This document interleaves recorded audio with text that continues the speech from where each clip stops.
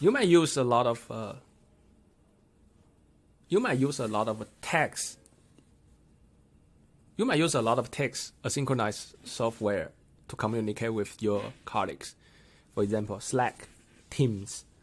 Have you ever thought of that you can actually try audio asynchronous communication with your colleagues? Today we are going to look through this interesting product, Voice.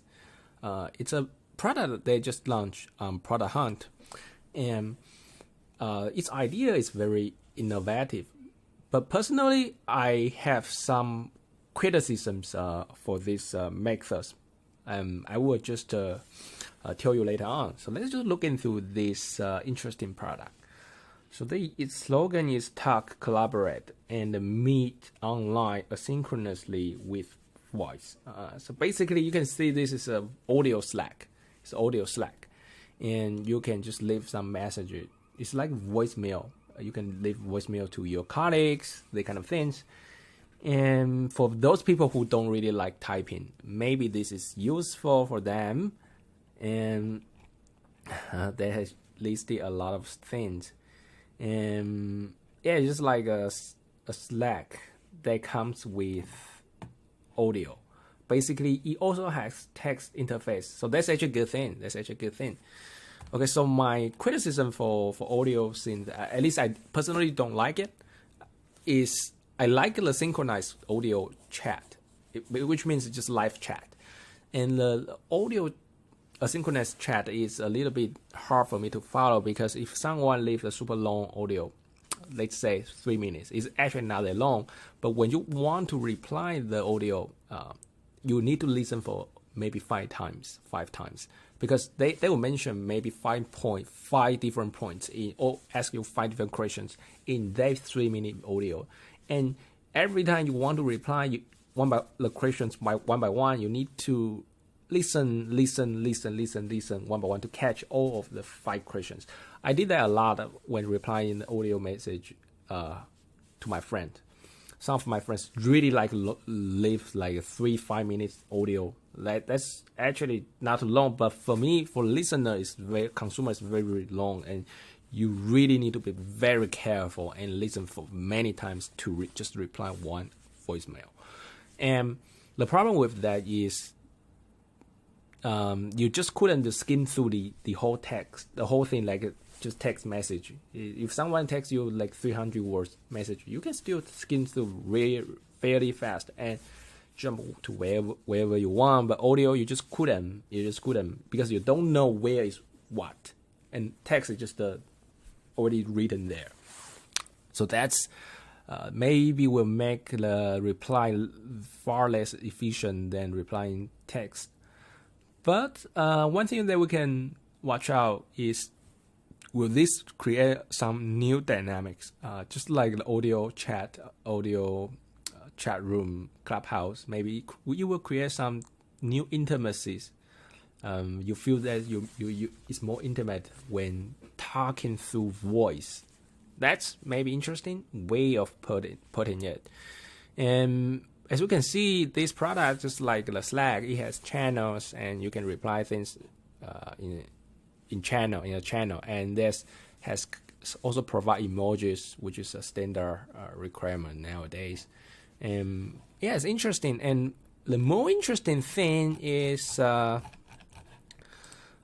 its pricing. I would just introduce you its pricing. Its pricing is actually very interesting. It's a flat price. No matter how big your organization is, it's $75 a month. That's fairly cheap. For example, if you have an organization which contains maybe 10,000 people, 10,000 employees, you still need to only pay $75 a month, which is incredible. I think it's just their early version. They want to expand as fast as possible, because I can foresee if an organization really have 10,000 people, it really will make their cloud computing cost increase drastically, and they will eventually lose a lot of money. But for now, it's just probably just their MVP. They want to test their product as fast as possible. So they kind of lower down their prices. A little bit surprising because this is counterintuitive for the nowadays startup philosophy. Nowadays, at least a lot of startups, the philosophy is never lower down your price, because once you lower down, it's very, very hard to increase your price back. Let's say they want, when it gets big, you want to increase to $10 per user, and 10,000 employee company, there will be 10,000, there will be $100,000 a month revenue. So there's a lot of gain if you increase the price to that, but you really couldn't once you set your price to a flat rate. They will just, if you want to increase, they will get a lot of resistance. Believe me, there will be a lot. So that's a little bit interesting thing, and I would really like to watch out this, pay more attention to this company. Interesting idea, and personally, just my use case. I mean, just not for me. But yeah, if you feel that's interesting, maybe you can try it. If your organization is like 150 people, it is quite cheap, quite a fair price for you.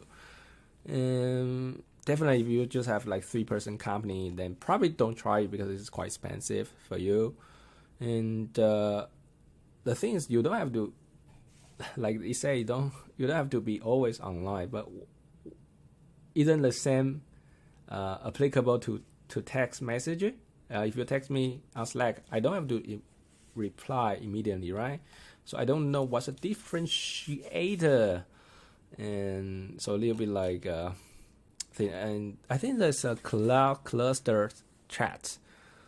It's basically like a thread, and you can reply a lot of different chats. I guess I haven't used it. And features. Let's just look into some features. Maybe there are some exciting features. I believe so. I think they want to use this to kind of replace unfocused meetings. Some meetings maybe now they focus, and that's what they say, that you can use your voice chat to replace that. But why now use text?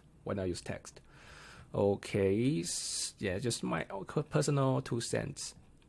All right, so that's an interesting service, and that's all I got today. If you would like to receive more new products, technology products review like this, especially software products, don't forget to subscribe my channel. Your subscription is really encouraging for me to make more videos like these. And other than that, take care and enjoy your day. I will see you next time.